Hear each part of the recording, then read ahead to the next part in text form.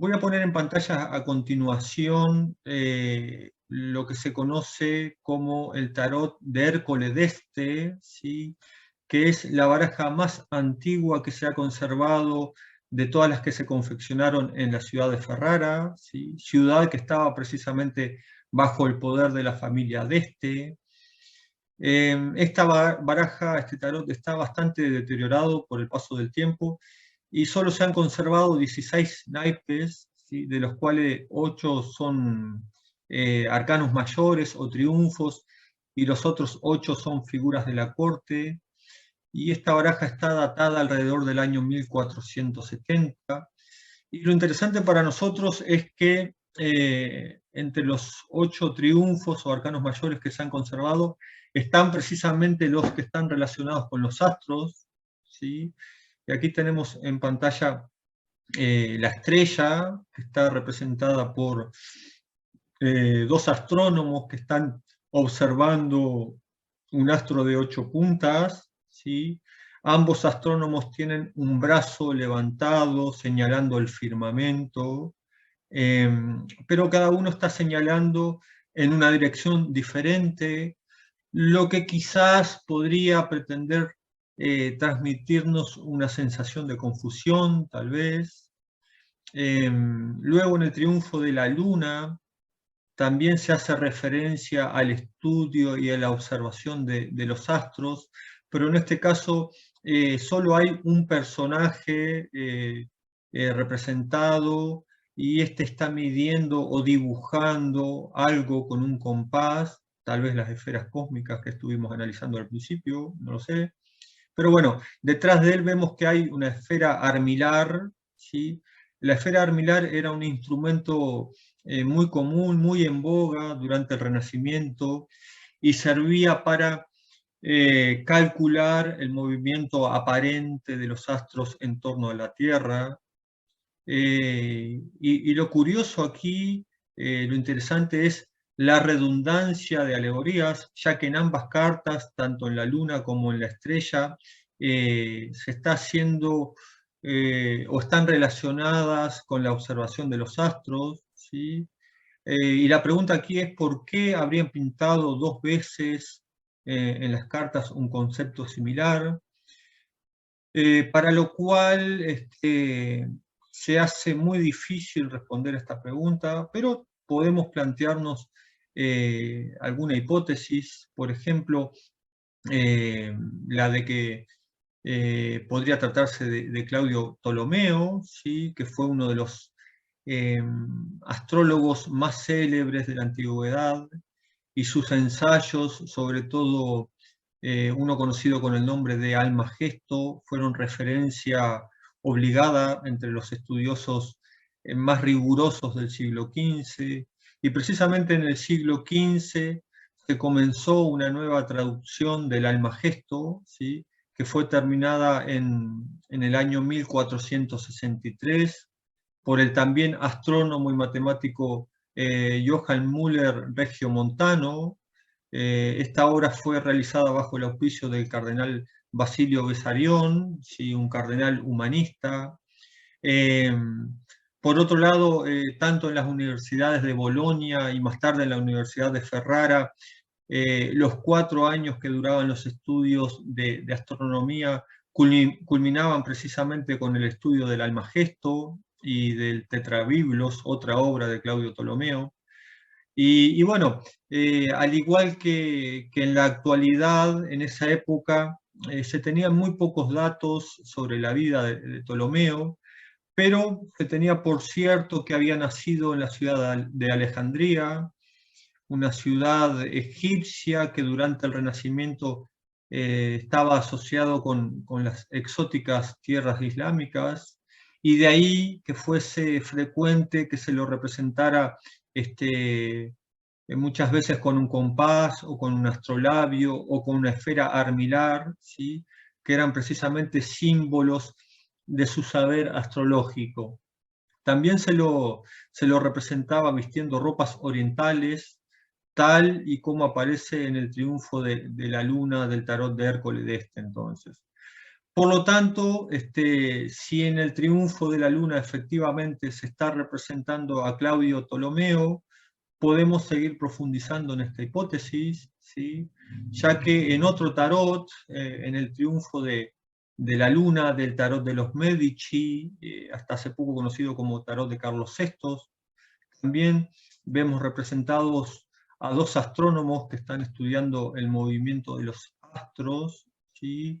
Uno de ellos está vestido de negro y está observando el firmamento, con una mano alza un compás, ¿sí? Mientras que con la otra ayuda a sujetar un libro. El otro astrónomo también tiene un compás y está anotando las mediciones en el libro. Viste una túnica roja haciendo juego con el turbante que cubre su cabeza. Y este turbante es importante porque nos va a permitir identificarlo con precisamente a quien mencionábamos hace unos minutos, el astrónomo Johann Müller Regiomontano, un astrónomo y matemático alemán que se caracterizaba por llevar siempre este turbante en la cabeza, ¿sí? Y Regiomontano precisamente tenía una profunda vinculación con la ciudad de Florencia, la cuna de este tarot principesco, y esta vinculación se había producido por intermedio de otro astrónomo llamado Paolo dal Pozzo Toscanelli, que era florentino también, de quien Regiomontano se consideraba discípulo y también se consideraba amigo. Así que por lo tanto podríamos suponer que los dos astrónomos del triunfo de la luna del tarot Medici serían Regiomontano y Toscanelli, cuyo trabajo científico estaba muy bien considerado en la Academia Neoplatónica de los Medici, la cual estaba encabezada por Marsilio Ficino. Pero bueno, volviendo al tarot de recién veíamos que la figura que se encuentra a la izquierda llevaba un tocado bastante extraño que bien podría interpretarse como un turbante. Lo interesante aquí es que ambas cartas, o la composición de ambas cartas, son muy parecidas, con la diferencia de que en una los astrónomos llevan instrumentos y en la otra no, además de estar colocados en posiciones opuestas.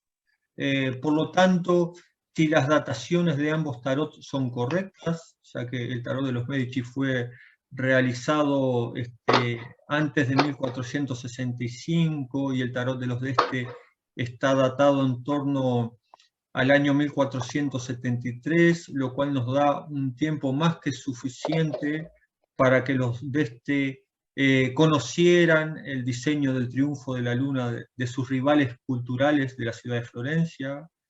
Así que por lo tanto, tal vez en el tarot de los de se esté haciendo alguna especie de broma o chanza acerca de la baraja de los Medici.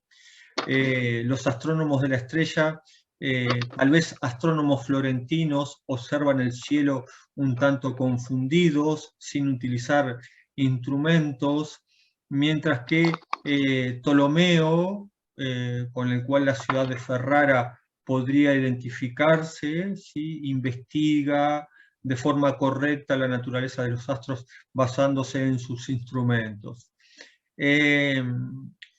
Esto en cuanto a estos triunfos de la estrella y la luna del tarot de los de en lo que respecta al triunfo del sol, no parece guardar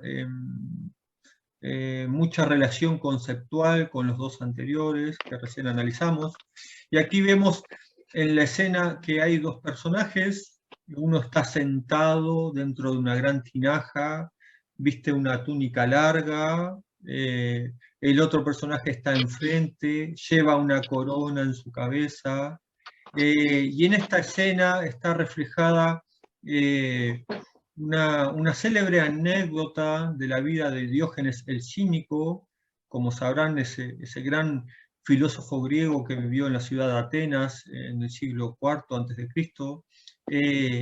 Y Diógenes el Cínico, entre otras ideas, sostenía que los seres humanos debían de ser libres, para lo cual convenía renunciar al interés por los bienes materiales, ya que estos terminan por convertirse en ataduras, ¿sí?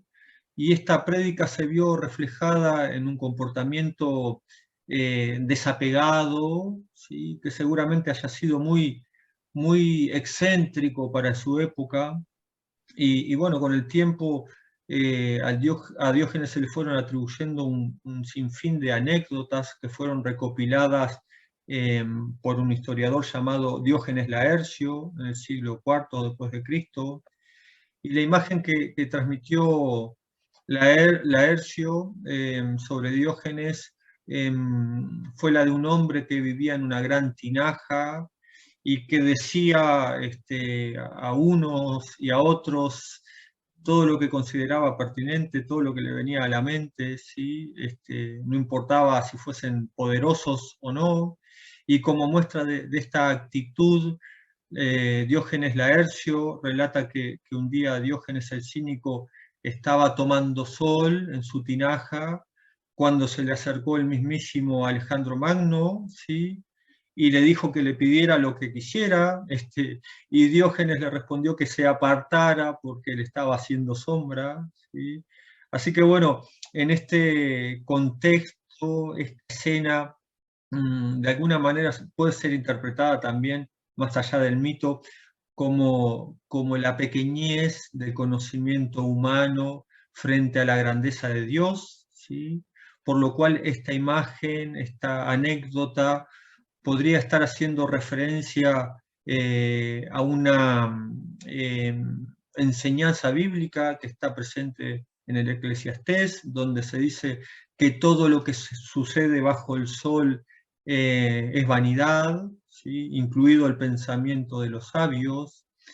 Pero bueno, esto por un lado, pero por otro lado también es posible relacionar la composición de la carta del Sol con un pasaje de una obra titulada Momo, perteneciente al arquitecto renacentista León Battista Alberti, una obra en la cual se relata un viaje de Júpiter a la Tierra, y aquí en esa obra Júpiter, el padre de los dioses, ha decidido crear un nuevo mundo, pero antes decide escuchar la opinión de los filósofos terrestres, entonces desciende y al llegar a la academia donde vivían los filósofos, estaba de noche, ¿sí? Y todos iban con un farol menos él, por lo tanto tropezó Júpiter con Diógenes, que estaba en su tinaja, y aquí se produjo una discusión entre ambos, entre Diógenes y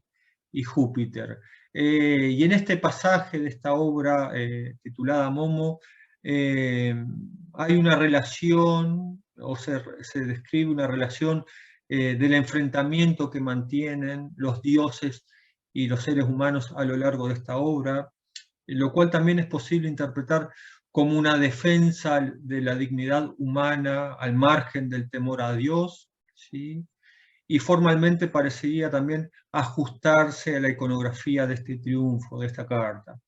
Pero bueno, vayamos ahora al año 1417, ya que ahí, en ese año, durante el concilio de Constanza, se redescubrió un tratado de astrología escrito por el poeta latino Marcus Manilius en el siglo I, y este tratado, que suele conocerse con el nombre de Astronomicon, fue, digamos que, un auténtico bestseller de su época, todo a partir del año 1473, cuando el astrónomo regiomontano, del cual ya hablamos, publicó una primera edición impresa en la ciudad de Nuremberg, lo cual contribuyó en gran medida a cimentar o a desarrollar el gusto por la astrología, ¿sí?